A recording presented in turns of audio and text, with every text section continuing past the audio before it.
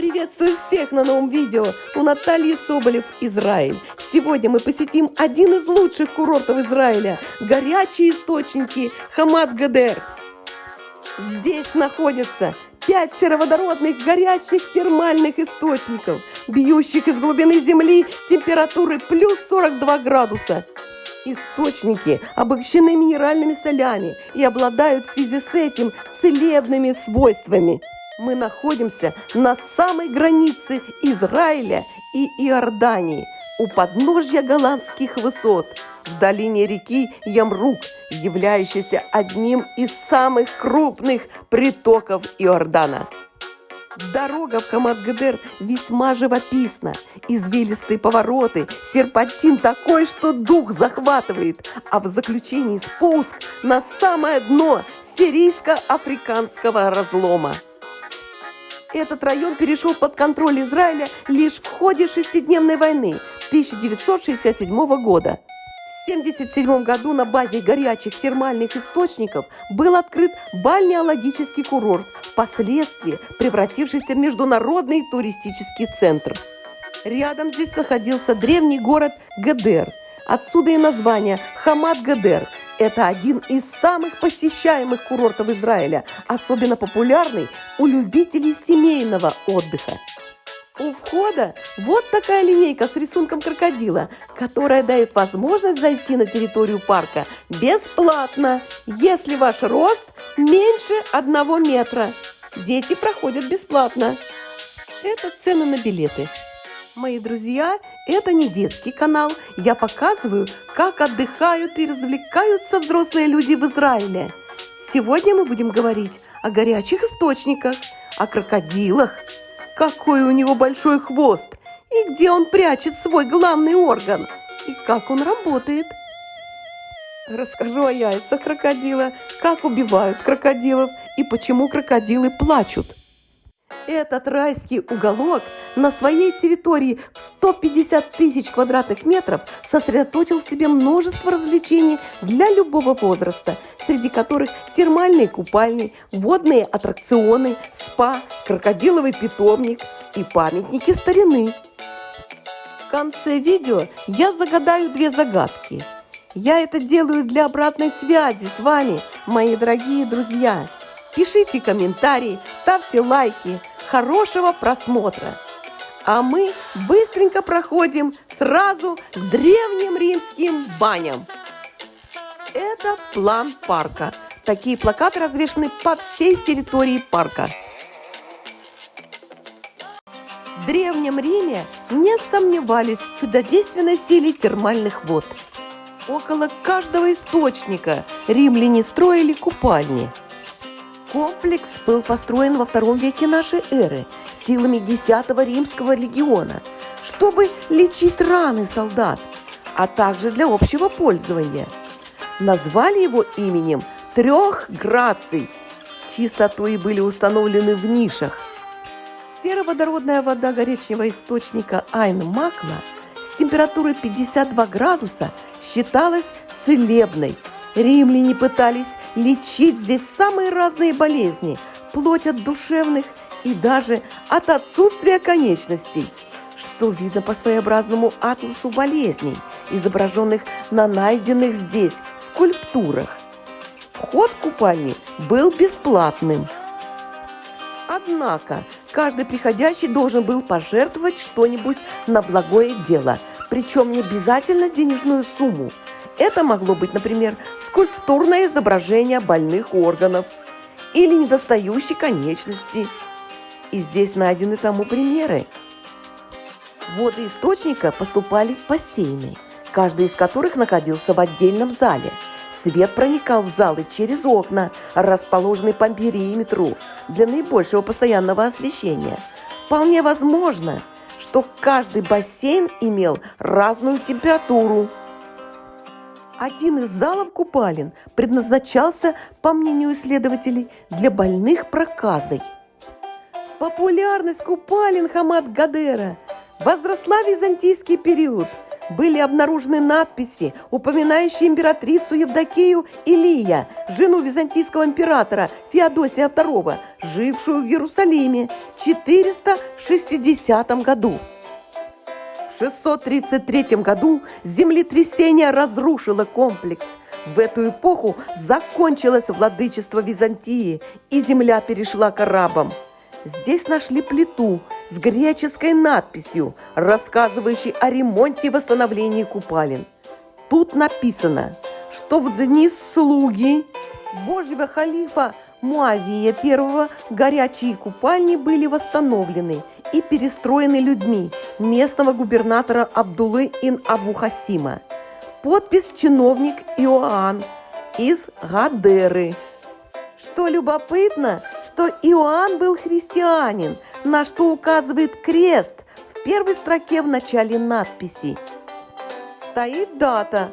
По нашему летоисчислению это 662 год. Купальни при арабах несколько раз перестраивались, пока новое землетрясение в VIII веке не разрушило их окончательно. Раскопки были в 1979 году и длились 7 лет. В ходе работ были обнаружены более 5000 монет, тысячи стеклянных бутылочек, глиняная посуда, осколки мраморных плит, которыми были облицованы залы. Купальни состоят из 7 залов, о назначении которых можно лишь догадываться.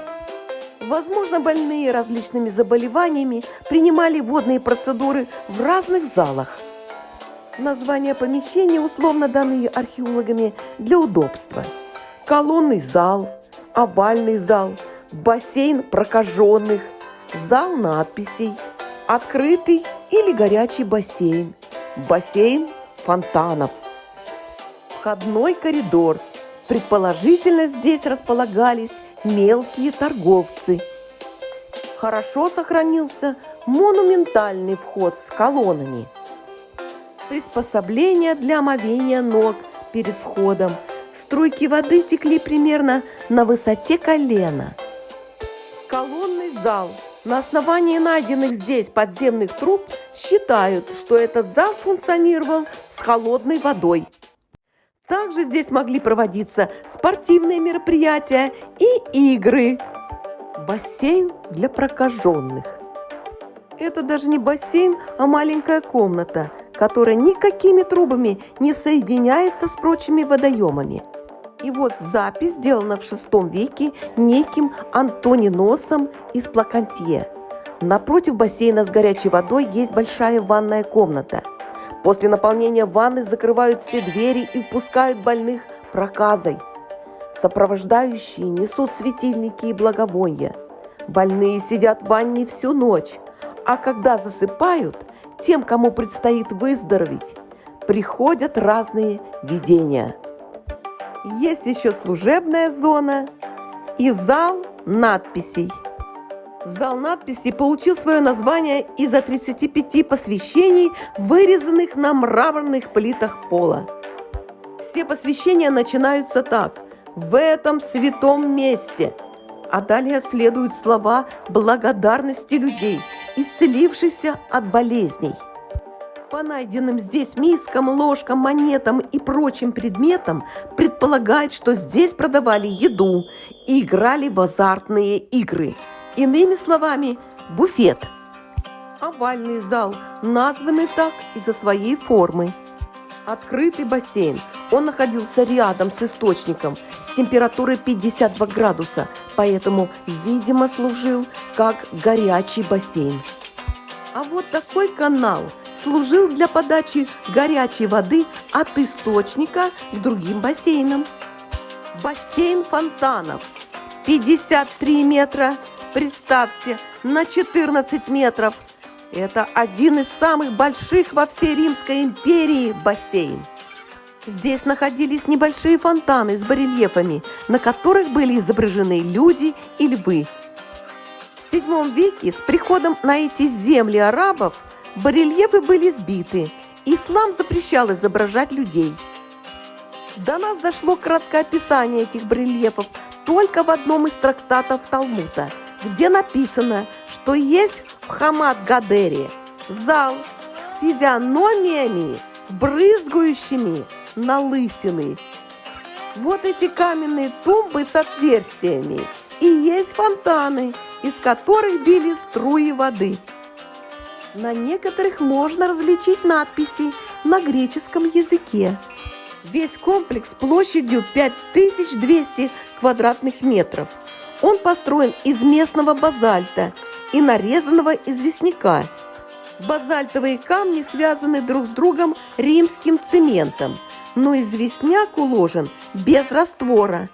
Полы бассейнов также выложены известняком.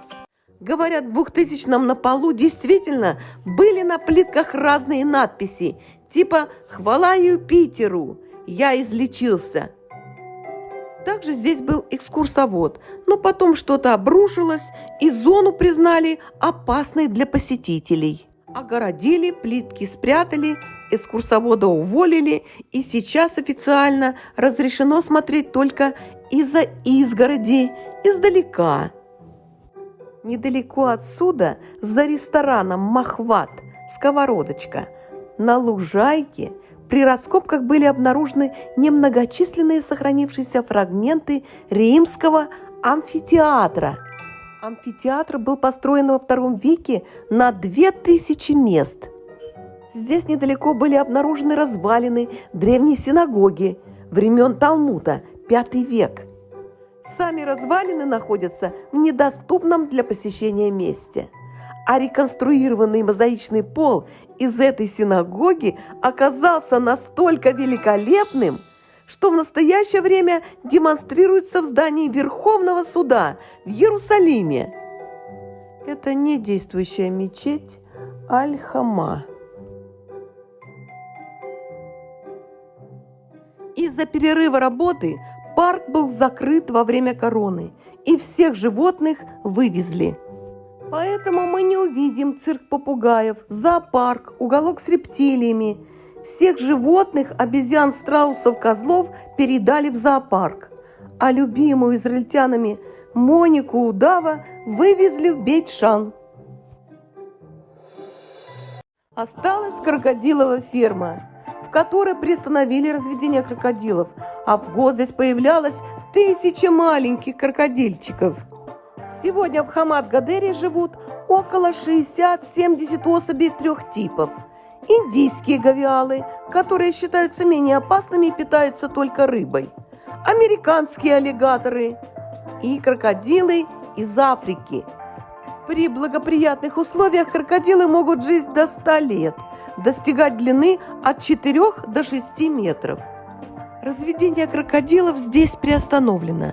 Может, от этого плачут крокодилы? Конечно, крокодилы не плачут. Слезы помогают крокодилам избавиться от излишка солей в организме. И все очень гораздо проще. У крокодила неподвижная челюсть. Когда он заглатывает пищу, она раздражает горло до слез.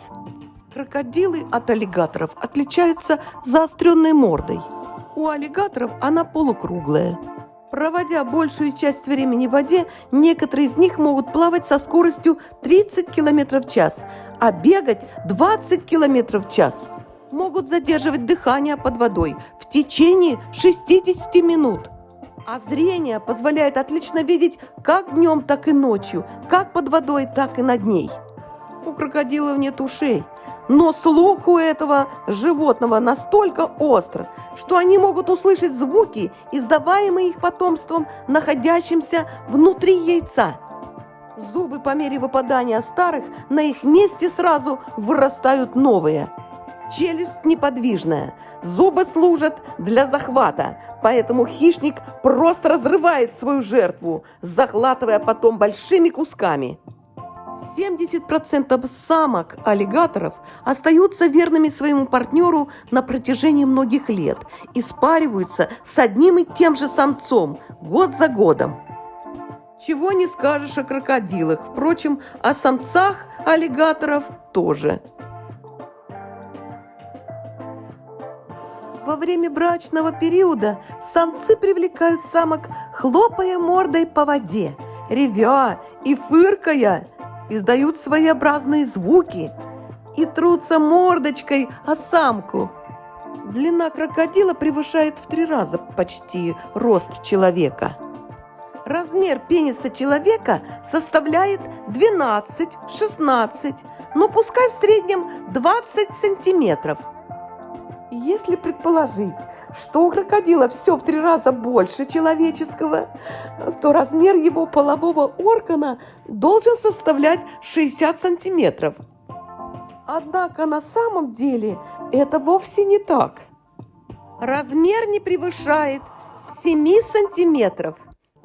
При этом упрятан в клоаке рептилий и снабжен особыми мышцами, сухожилиями.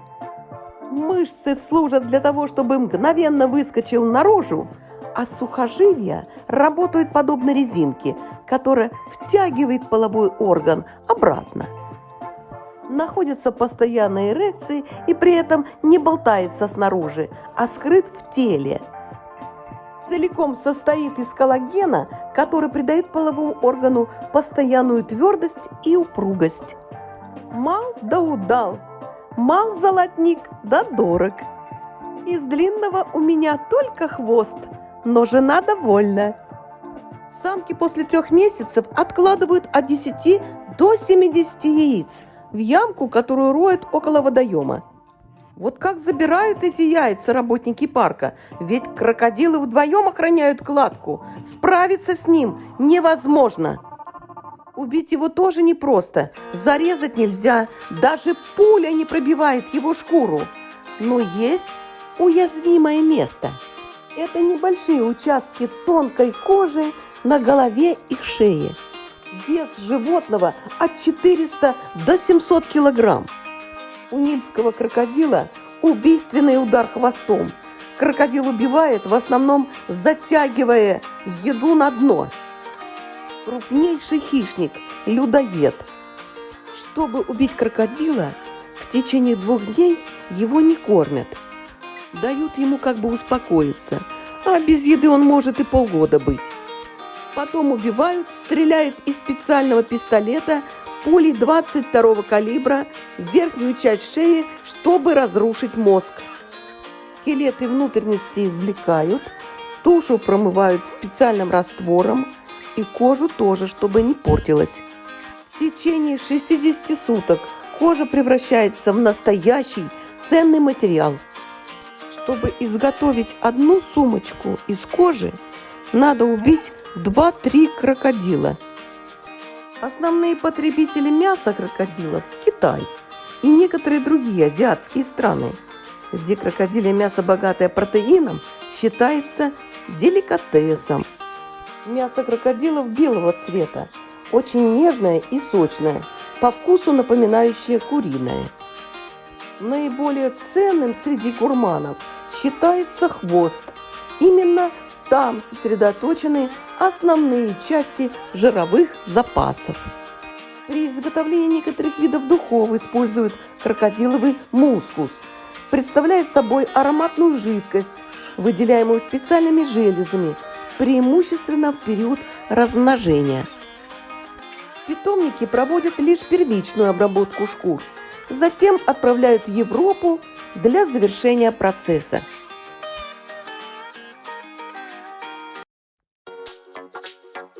Источники Хамат-Гедер, Израиль. Просторные бассейны с лечебной сероводородной водой.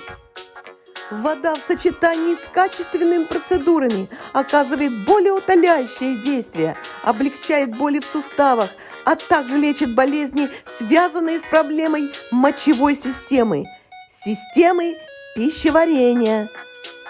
Стимулирует кровообращение, способствует обновлению клеток кожи. Вода температурой плюс 42 градуса. Есть джакузи для снятия напряжения мышц шеи, плеч и спины. Пузырящийся бассейн и горячий водопад. Вода идет со скоростью 600 км в час и обновляется каждые 4 часа. При этом не рекомендуется пребывание в горячей воде свыше 10 минут. Есть запах сероводорода, но к нему привыкаешь через 5 минут. Не рекомендуется входить в термальную воду в украшениях по причине того, что золотые и серебряные изделия темнеют в серной воде. Процедурный центр СПА предлагает различные виды профессионального массажа, среди которых шведский, таиландский. Хочется добавить, что близость к главным христианским святыням, связанным с деятельностью Иисуса Христа, превратила Хамат-Гадер в значимое место для верующих христиан всего мира. Исследователи полагают, что Иисус Христос и его ученики купались в горячих источниках Хамат-Гадера. Кстати, недалеко отсюда проходит торжественная церемония крещения в реке Иордан, где крестился Иисус Христос. Хамат-Гадер – это успешное сочетание истории, святости, здоровья, красоты и духовное прикосновение к святым местам христианского мира. Вы просто обязательно должны посетить это место и получить истинное наслаждение. Приезжайте в Хамат-Гадер в Израиль. Хорошего вам отдыха!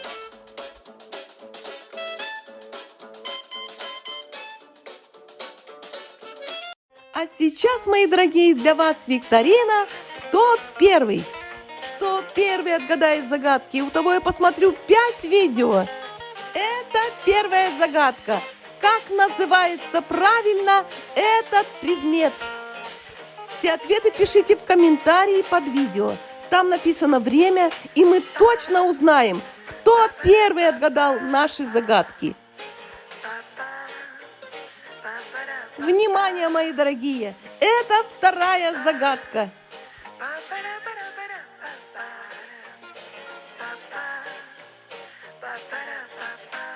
На столе мы видим сухофрукты. Вам надо отгадать, вот это как называется?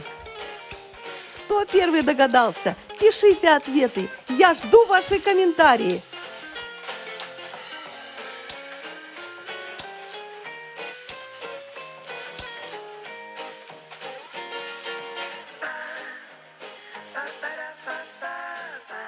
Я показываю это в разрезе. Я не прощаюсь с вами, а говорю вам до новой встречи!